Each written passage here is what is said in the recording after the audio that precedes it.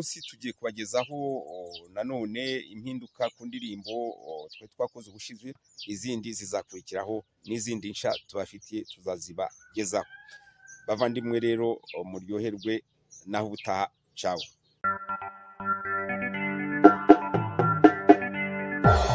Ntashyo nguko munsi nyirizina,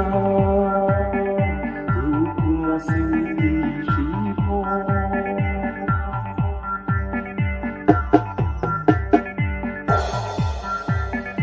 nguko umwana wihogoza, nguko umwana w'igitego, akazina ni Philomena.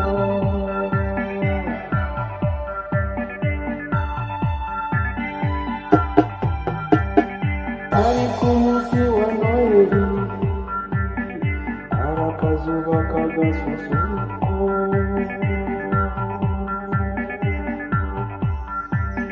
twari mu misa ntagatifu, babuka umwana w'ikibasumba, basaga n'umumarayika.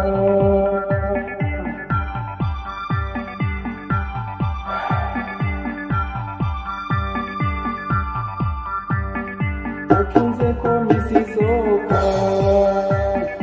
itamukurikiza imboni,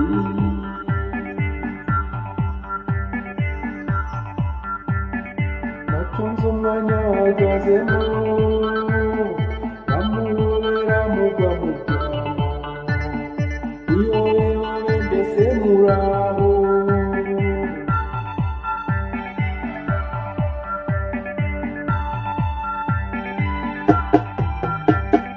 Amubajije akazina ke, arandebuka aramwenyura,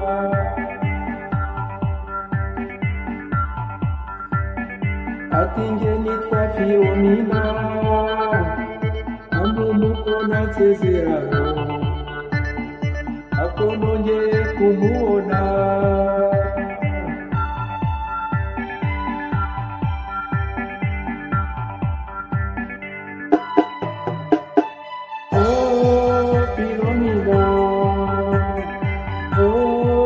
Philomena, ukimana niyitegeka, yo ntiyayishatse.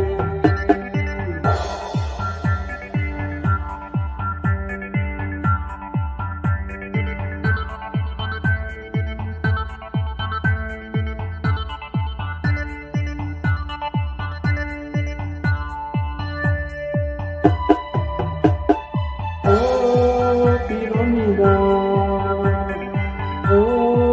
Philomena.